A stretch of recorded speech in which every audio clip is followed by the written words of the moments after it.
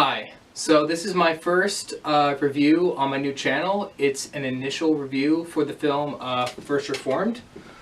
It's just an initial review. I'm probably not going to do a full review, or at least anytime soon. I watched it literally about an hour and a half ago. No, just an hour. Less than that, actually. I guess I should just go straight into what I thought. So I'm not going to edit any of this or very much of it.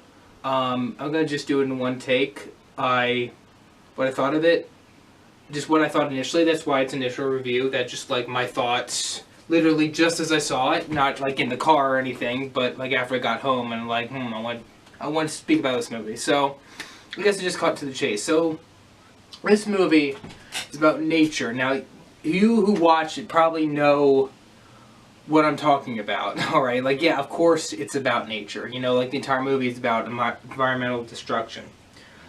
Yeah, but it's not just that. It's about nature versus spirituality, basically. I'm going to kind of just say as a disclaimer, I disagreed with the premise. I don't think the premise is flawed. I think the premise works, I just disagree with it. Now, if you want to skip this part, it's kind of me talking about what I believe politically. I guess I'll put somewhere in maybe in the description or a disclaimer on the screen, like you can skip to where I'm done talking. So this movie postulates an idea that the free market destroys the environment. I don't think that is. Basically, in a nutshell, I think that the free market, it creates resources. Just wipes it out and then you have nothing. I think it creates resources. Now, pollution, I disagree with. I think that anything creates pollution. The government does, charities do. That's a problem. Now, what most now see, this is just my agreement. This is a big, widely held belief, actually with all economics, that pollution is simply property damage. And what I do with that is that they ought to fine it and tax it when necessary. So I am anti-property damage pollution. I don't think that we should destroy the environment. I think that is wrong, more importantly, to other people, because that's what pollution does. It affects people.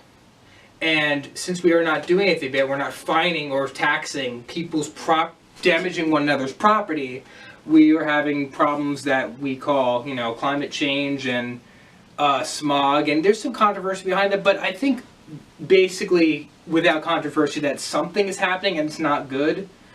I also don't think it's apocalyptic. I don't think that we're doomed and that we must go into extremism, which I think this film kind of basically agreed with too. But that out of the way, I guess I could go through a little plot in a detail. It's about a priest who runs a church in New England, and he's dying, and he's kind of alcoholic. He's just got divorced because his son died, and he was in the military, and he works with another pastor at a bigger church in Albany. It all takes place in Albany. And basically they're going to do a big event that has to do with the 250th anniversary of the church. And yeah, that's pretty much the premise. And where can I go with this? There are three big things, or something like that, that deal with this idea of nature versus spirituality, and a balance of the two. That there's a balance that is needed. It can't be one or the other. And the first big one is, I think, the struggle of Pastor Toller, who's the main character. He's actually played by Ethan Hawke. Very good performance. I was actually kind of flabbergasted how good he was. I like him from Boyhood and Gattaca, which is this cult sci-fi movie in the 90s. Anyway, nature, spirituality, that he's a pastor, basically, or a priest. I think he's a pastor, but anyway, he's a man of God, he's a man of spirituality, so he struggles with his flesh. He struggles with an alcoholic addiction, which, has applied to not help his life. He was in the military. Maybe he has some form of PTSD, I don't know. And, his fleshly attitudes, like he went through a divorce, that was a consequence of the flesh. So that's the one, and he does battle with his flesh, and this is another second thing goes through is, the most obvious one is, polluting God's creation, and like helping it survive in various ways, like keeping it going, treating it well, whatever the method used. Now I won't go into that yet. What about the methods that they think the film recommends or something like that. Third one is spirituality, like focusing too much spirituality to the point that like you're just serving yourself, I guess a false spirituality, and caring about people, which are part of nature. Like there can be self-serving religion, natural, fleshly religion, and spiritual religion. Religion cares about others in God's creation.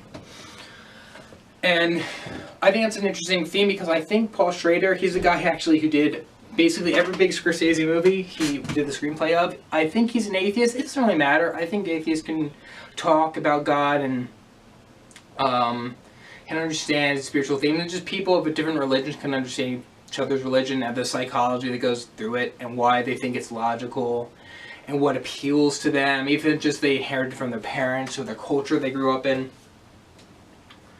So I think that was all written well. Where could I go from there here?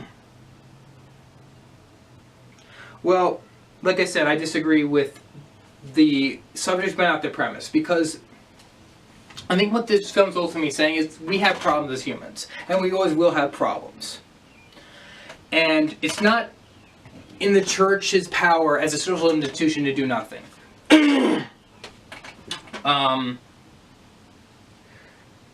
Whatever it is, like if it's like nuclear war, and again, everybody disagrees with the methods, but, Toller at the beginning, yeah, I'd say at the beginning, he doesn't care about anything. Like his church is kind of like a gift shop. It's kind of a historical landmark. It's a dead church. Like it's not being done for the spiritual or for the social. It's just, it's a building. It's not a church. And that kind of is a theme other places, like there's a scene where he's at a youth group and he kind of tries to deflect a teen who's trying to talk about like, well, blessing must come through, life's prosperity. He said, no, that's not true. Like Jesus didn't talk about that. Like that wasn't his goal. He wasn't like get life on earth. He was going for the next world. So, and this theme is subject that it tackles is caring for the environment, and by caring I mean just like, again, it seems to, I thought at first it was going to side with extremism because there's a character that Toller tries to side with, well it seems like at first, who's an extremist, environmental extremist, and by extremist I mean he wants to kill people in the name of the environment, like oil executives or something, I don't know. And it seems to say that's not the answer, but caring about creation or social issues matters. And that makes sense because the church, you have one extreme which is like they don't care about anything. It's just like, sit at church, go every Sunday, and that's it. That's all church is. I mean, there's also the extreme is like all you care about is just social stuff, and you're kind of like a monk. You're sort of a new monasticist. You just take care of social problems and go home. You don't preach the gospel. You just, you're just a do-gooder.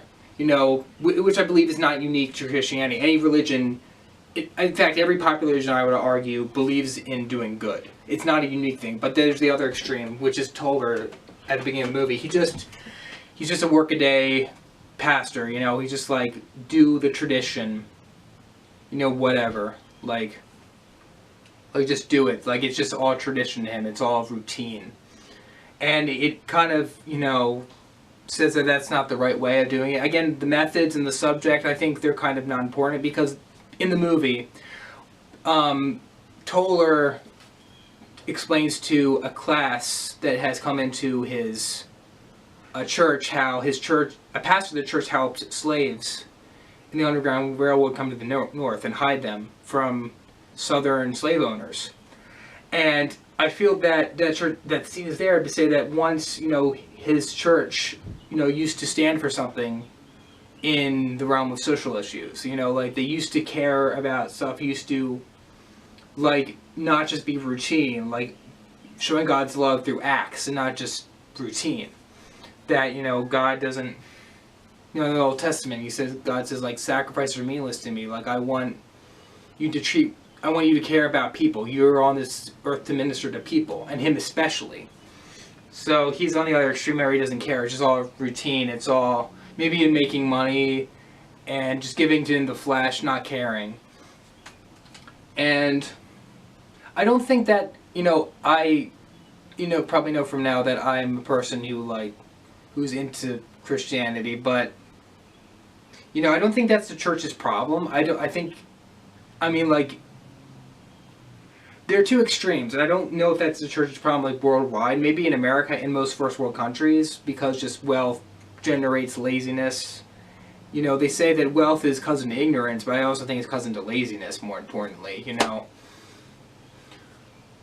It doesn't really, if you have everything your needs met and you're not persecuted, you don't have a sort of inclination to religion. And for Toller, I probably wouldn't agree with his methods, even extremism, or agree with the research of how, like I said before, how the environment, free market destroys resource, doesn't make more, and that the free market must be stopped. But I do agree with this thought that the church should do something. It's not your place to do something. It's just sit around and make money and just give into tradition, give into the flesh, laziness. And I think that's why Schrader was probably attracted to this kind of story, because